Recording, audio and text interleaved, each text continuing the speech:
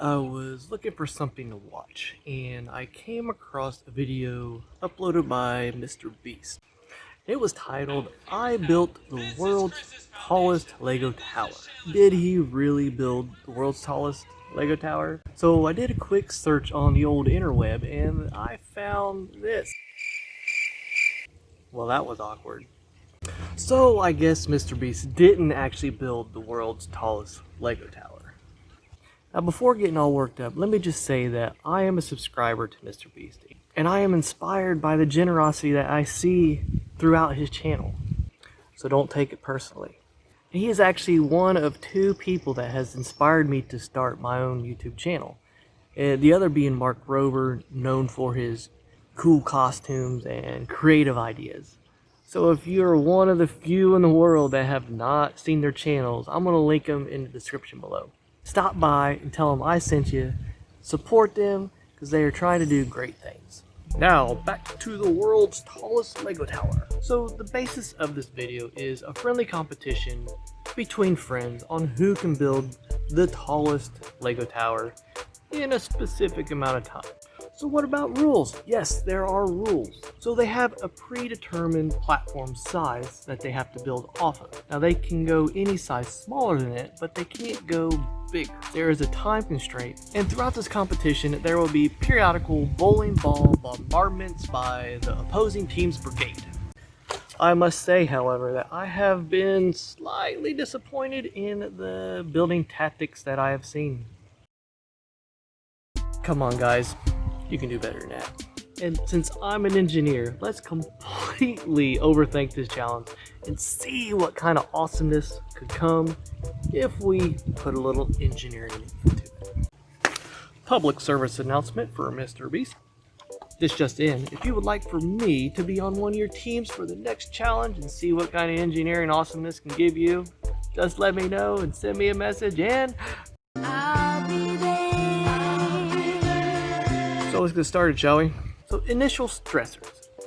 It's a competition. They have a limited workspace, time limit, or a deadline that we call it in the engineering world, and a prize of $50,000 to the winner.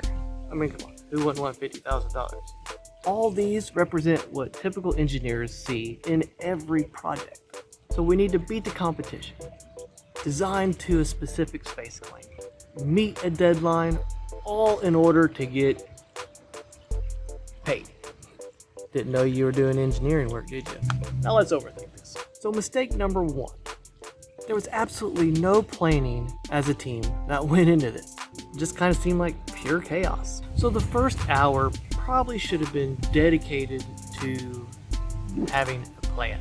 This time could have been used to plan, share ideas, finalize a plan, and have everyone on the same page when you start. And this would eliminate excessive and repetitive work and overall saving time. Mistake number two, they just flat out hit the ground running, rushing the process. I was always told, slow is steady, steady is fast. So mistakes and bad judgment are more likely to happen when you rush to complete things, normally leaving you redoing steps, and this wastes time. Mistake number three, design tactics. Obviously, we can see from the design choice that no planning went into this. Initially, it started with building a solid Lego tower that was the size of the initial platform. A smart choice for making it robust. And that quickly changed when they realized how much of a waste of time it was, changing their tactics to a smaller tower, only leaving it vulnerable to the wind, which it eventually left to its fall. So a tower needs a good foundation to withstand the elements, a wide base and some type of structure to stiffen it and tie it all together. And knowing what the tower needs to withstand allows us to choose a design that can withstand those elements while using the least amount of bricks. And why do we want the least amount of brick? Because every brick laid is time spent. And if we lay less bricks, then we can repurpose that unused time and manpower to build more layers. And then we could repurpose that time and manpower into laying more bricks, thus giving us a taller tower. So let's say that each Lego brick takes an average of 5 seconds from time of pickup to placement between the two people working.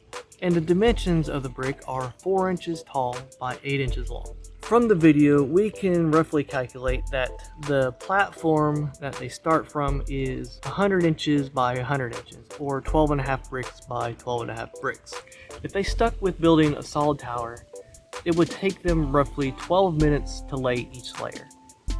And they would be able to get 75 layers in that 15-hour period for a total height of 25 feet. So this height is for a solid tower. And ironically enough, it is within inches of their actual final height. And that tells me that not having a plan wastes a lot of time. So could having a plan really improve the final results? An optimal design, knowing that bowling balls are going to be hurled at it, we're going to have wind, would be to have a full perimeter with crosses in between connecting each 4 sides. And that cross structure will add strength to each side to help absorb the impact from the bowling ball. So with this structure, it's going to be roughly 72 bricks per layer. And from our calculations previously, we know it's going to take roughly about 6 minutes per layer to lay between the two people. And when we remove the initial hour for planning, in the 14 hours of build time, we could roughly hit 46.6 feet. I know that's no world's tallest Lego tower, but it is almost double the height at which both teams were able to reach. So what's all this mean? So it means if you want to win competitions and you want to bring home the $50,000 payday, take a page out of the engineering book. Think, plan, decide, delegate, and execute. So now I have a challenge for you. Put in the comments what your plan would be for building a tower and how tall do you think you can make it.